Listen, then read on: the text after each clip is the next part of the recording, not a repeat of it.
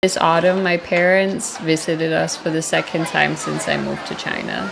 This time they chose to fly into Beijing to revisit the city after all these years. So we took them to see some of the places they had seen before, and some new ones like the 798 Art Zone, the CBD, and the Summer Palace. Italiener. Okay, og så skyder vi. Fordi vi har ringet til vores italienske homies. Og de kommer ridende på deres kylling. Bossen også.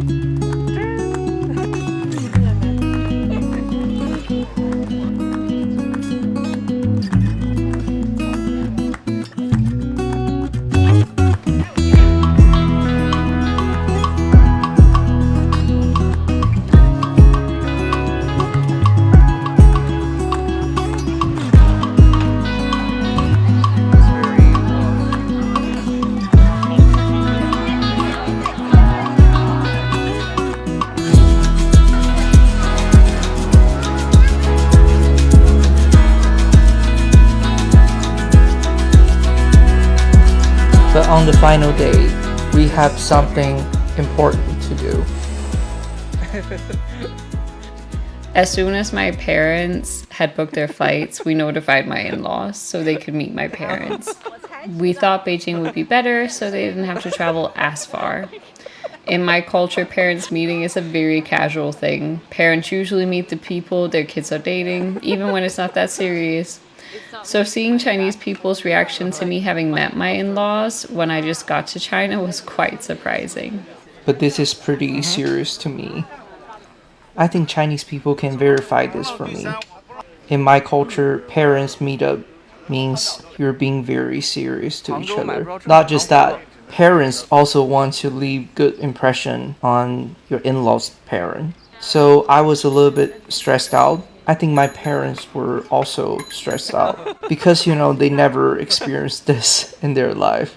On the day of our parents' meeting, we all started the day at the hotel's restaurant for breakfast. They exchanged some presents with one another, and after we finished eating, we headed out.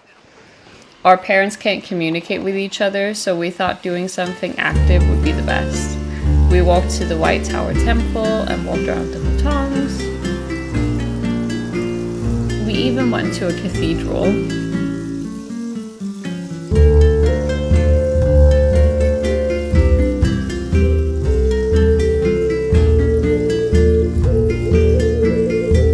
From here we went to a rooftop cafe and had coffee. My mom brought a cake called kansake that she had baked at home. It is also the cake that we traditionally eat at weddings. So I guess you could say that this was her way of hinting at something. My in-laws and Jai all enjoyed it. We continued on to Hohai. We managed to walk around the whole lake, chit-chatting the whole way, and it was very wholesome to see everyone enjoying each other's company in spite of language and cultural differences.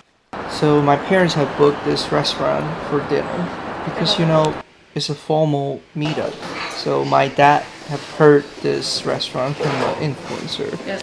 Both my parents and I were blown away. To quote my parents, in Denmark, you couldn't pay your way to this. In Denmark, we just don't have this fancy of a dinner culture. My parents were really stressed though, thinking that Jai's parents had spent too much money on them. I even had to talk them out of trying to run out and pay for the meal, promising them that I will bring my in-laws with us to Denmark one day, and then they can treat them to dinner. I think for Chinese people it's not that strange because we have this fine dining, formal dining culture that you invite people to decent restaurants. Jai's dad asked us to please translate their words to my parents. 本来呢，小的时候就跟丹麦就很有缘，特别喜欢独立，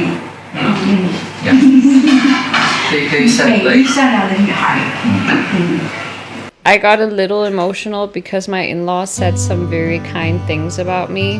I'm very grateful to have such nice in-laws and they mean a lot to me.